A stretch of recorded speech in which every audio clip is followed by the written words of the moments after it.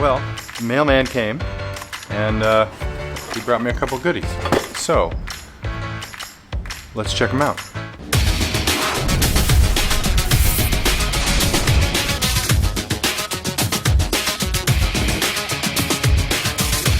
Alright, so everybody knows that the very first thing everybody wants to do on these bikes is get rid of this.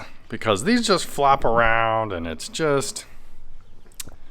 ugly. I mean, let's be honest, guys. Today, we're going to focus on how we can eliminate that and maybe even these. So, let me show you what I have and we'll go from there.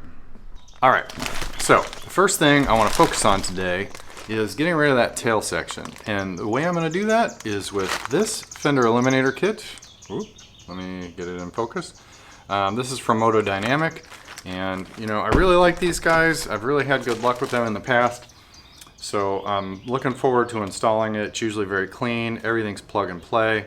And generally doesn't take very long. So hopefully this is a fairly quick video. But after I get the tail eliminator on, I also want to take care of those big turn signals on the back. And I'm going to do that also with a Moto-Dynamic part.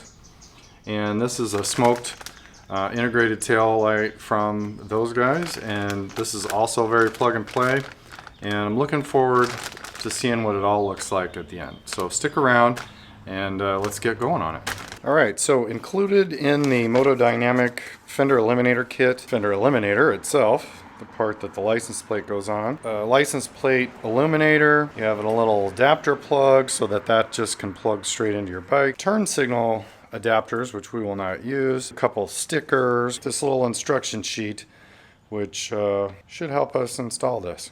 So let's get to it, guys.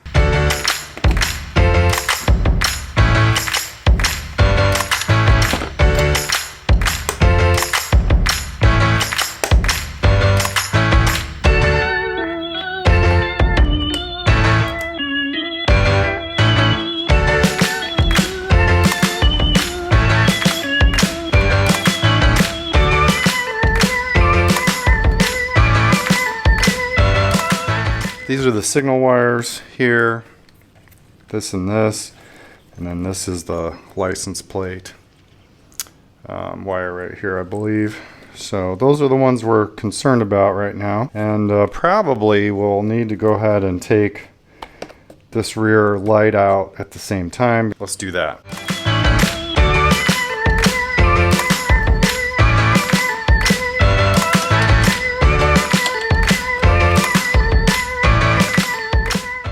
Okay, so it's very clear that I am going to need to switch to the integrated taillight because I don't have to pull all this stuff out again.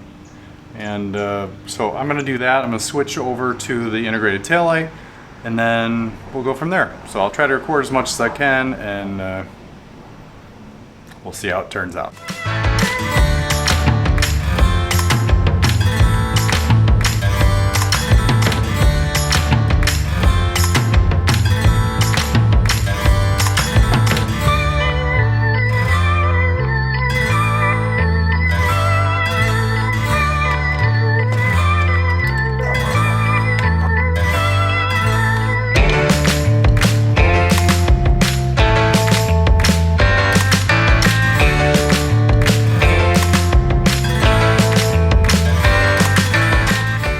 Wrong. Got them backwards. Even though I put them in the exact way they said. Alright, we're working now.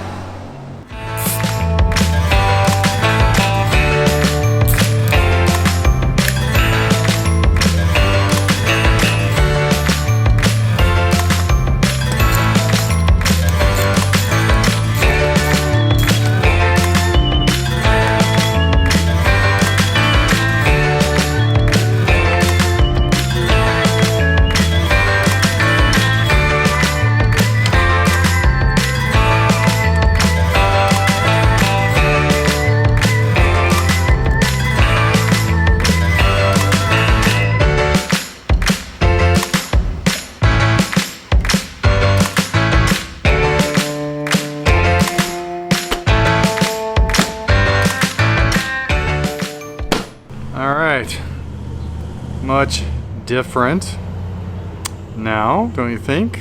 A lot different profile. All the wires are nice and tucked up underneath there. So there's the little light that shines down on the plate. Try to focus on it.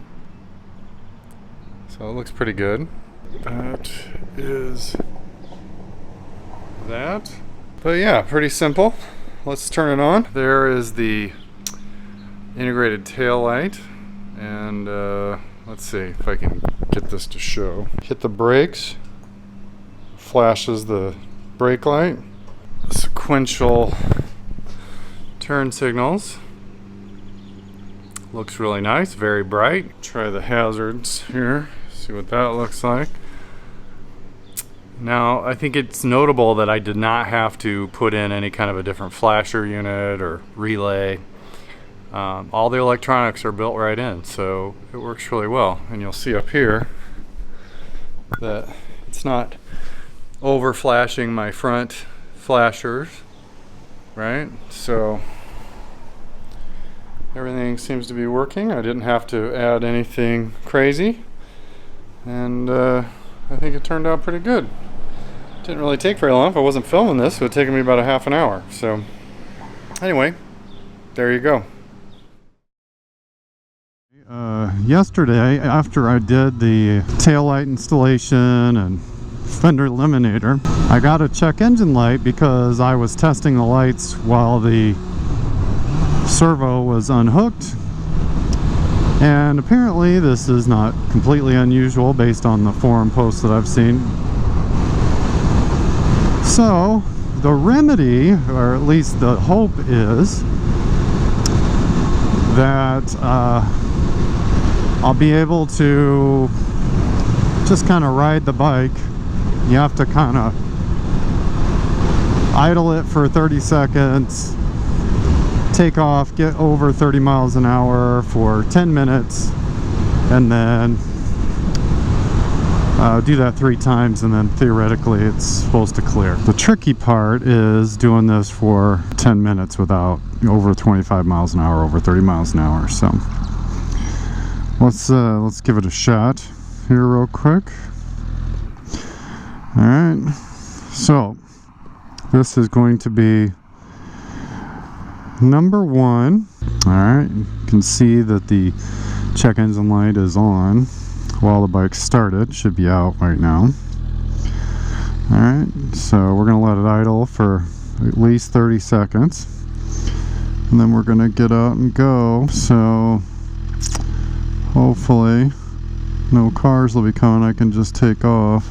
Other people have said it can take, 100 miles, or I don't know. Either way, we're fixing it today somehow, some way, and I need to add this to the video, which is done except for this part because I feel obligated.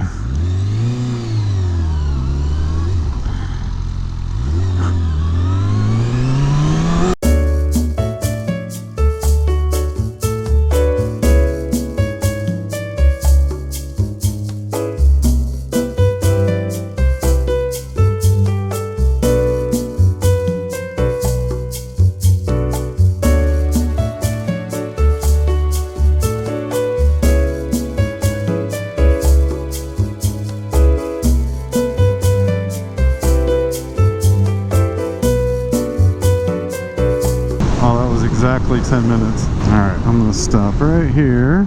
Alright, now we're going to do this another time.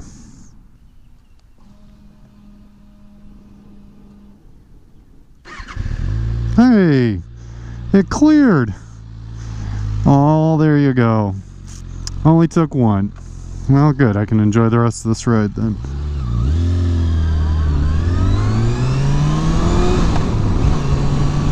There you go. How to clear a check engine light when you forget to hook something up when you're testing.